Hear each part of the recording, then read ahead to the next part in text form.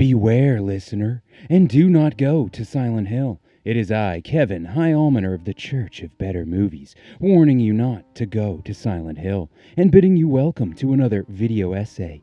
This time we are taking a look back at Silent Hill Revelation for the PlayStation 3, based on Silent Hill 3, and a sequel to Silent Hill the movie, which was based on Silent Hill the game, but featured iconic characters from Silent Hill 2 such as Mannequin, Sexy Nurse, and James Sunderland's masochistic delusion of sexual repression and guilt himself, Triangle Head. Too bad James Sunderland has nothing to do with this film series, as he's not in it, and that's only the tip of the glacier of reasons why this film is a failure. Earlier in Season 2, we covered Silent Hill the movie, so please, if you want to hear about that, go download the episode. However, if you are one of the ungrateful peons who'd rather just skip all that lore, here is the plot of Silent Hill 1. Rose De Silva has a happy life with her loving husband Sean Bean and highly disturbed adopted daughter Sharon. Sharon has horrible sleepwalking-inducing nightmares about a creepy, abandoned, and possibly demon-infested ghost town called Silent Hill. Inexplicably, Rose decides to bring Sharon to Silent Hill, and to the shock of absolutely no one, immediately she gets in an auto accident, after which Sharon is taken by a murder cult trying to awaken a death god. Rose searches for Sharon, and Sean Bean searches for Rose, and Sybil Bennett was there, and Lisa Garland was kinda there, and the cultists too, who want to turn Sharon into a death god or something, because she's the reincarnation of a little girl who was burned at the stake for witchery or something. And anyway, it all ends in a barbed wire death match, and then Rose is stuck in Silent Hill forever, and then Christopher finds Sharon in the real world, and the movie says movie over, come back later for more movie. 10 years later. The plot of Silent Hill 3, Silent Hill Revelation. You really have to be wary of any movie that opens with a dream sequence, and this movie opens with two. Silent Hill 2, The Revealing, picks up years after the first film, where Sean Bean and Sharon, or Heather, or Ashley, are on the run from the police because Sean Bean killed a guy, but actually, that's a lie, because Sean Bean is actually protecting her from the same cult from the first movie, who has a new name now, the Order of something, Vangelis or something, and they want to bring Sharon back to Silent Hill for a dumb reason, which I will explain later. Apparently, a lot of stuff happened in between these two films. Like how Sean Bean killed a guy, he actually did do that by the way, and also how Rose freed Sharon from Silent Hill with the head of the staff of Ra, the seal of Megatron, and also Sharon is now a teenager, but being played by a 22-year-old actor, but hey, that's Hollywood. Sharon is the new edgy kid in her high school, and gives a speech about how all her classmates are beneath her, that they should never even think of being her friend, which catches the eye of Jon Snow from Winterfell, an actor who cannot contain his Isles accent.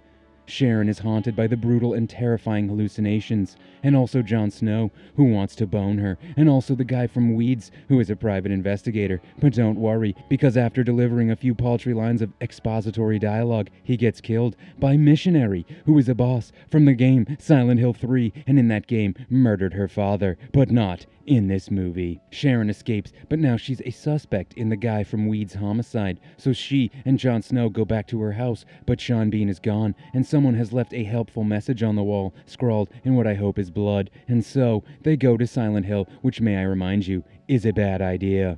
On the way, the movie takes a pit stop at a motel so Sharon and Jon Snow can argue, and then Jon Snow reveals he's a bad guy, and that his mom is Trinity from The Matrix, cosplaying as Thranduil, son of Orofer, king of the woodland elves.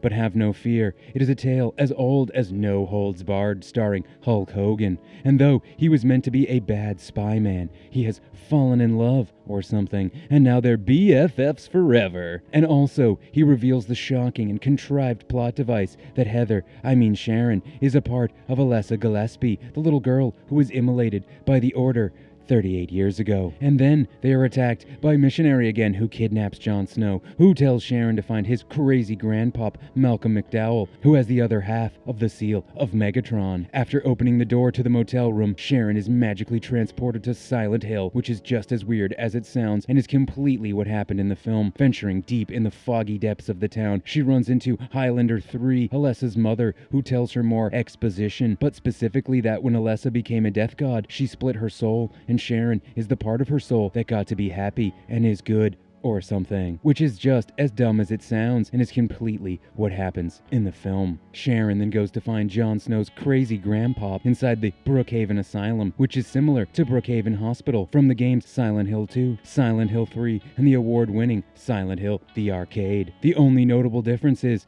in the game, it's actually scary.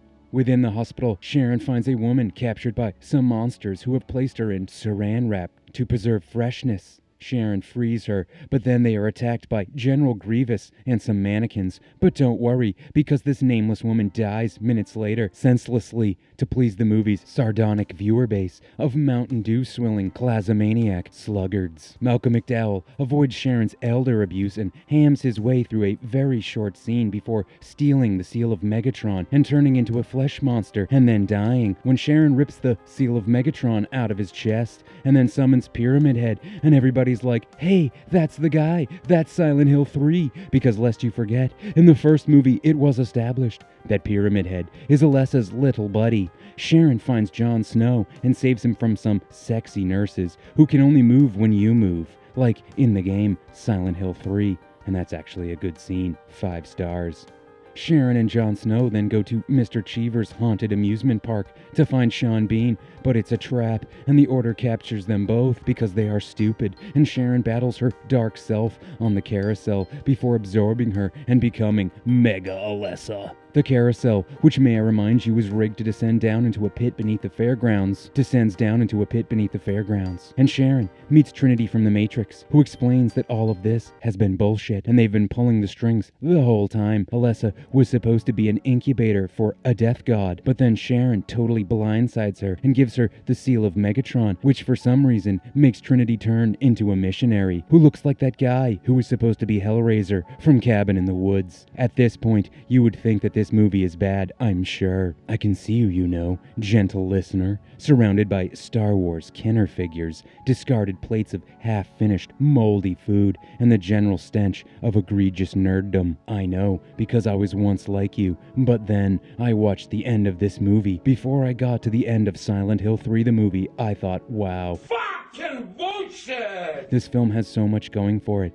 but then they just pissed it all away, and my score would have been a 2 out of 5. However, that is not how this movie ends, because Pyramid Head shows up and everybody's like, hey look, that's the guy, that's Silent Hill 3, and he and Trinity from the Matrix have a goddamn sword fight. I know, gentle idiot, I can hear you now. Sword fights don't belong in Silent Hill 3. You scream. However, simply by saying that, you have proved that you are wrong and didn't watch the end of this movie, where Pyramid Head brutally suns Trinity from the Matrix, and the 3 heroes escape, but then Sean Bean goes back to set up the next movie, and here is where, and I know you're gonna be like, what? When you hear this, here is where it gets weird. Sharon and Jon Snow are picked up by none other than Travis Grady, the playable main character of the PlayStation Portable-only game Silent Hill Origins, which was a prequel to Silent Hill 1 and took place in 1976, meaning Travis in this film, if we are pretending it's actually Silent Hill 3 the game, is in his late 50s. But that's not all, because some cops escorting a prison transport van also drive by, headed towards Silent Hill,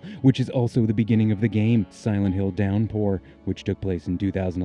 This movie's ambition is bold. It tries to set up not 1, not 2, but 3 sequels, expanding the Silent Hill movie franchise into a bona fide Silent Hill cinematic universe. There was only one key issue, and that is that they failed. To this day, no 3rd or 4th or even 5th Silent Hill movie has come out, and that's a shame, because the game series is really good. So actually, it's not a shame, because you can always go play the games, or be like me and spend hours reading about Silent Hill lore on the internet. Silent Hill Revelation is almost a good movie, then it's a very bad movie, then it's a great sword fight making it the best movie, then it's actually, again, not so great of a movie. Every time Silent Hill Revelation gets any momentum going, it sputters out and decides to have 2 characters converse unconvincingly, and then nothing. And also, it's not scary at all, relying on jump scares that happen much too infrequently to work, and maybe even worse than all that, it's not even better than the first Silent Hill movie, which sucked. However, it has a Pyramid Head sword fight, so I give it 10 out of 5 stars.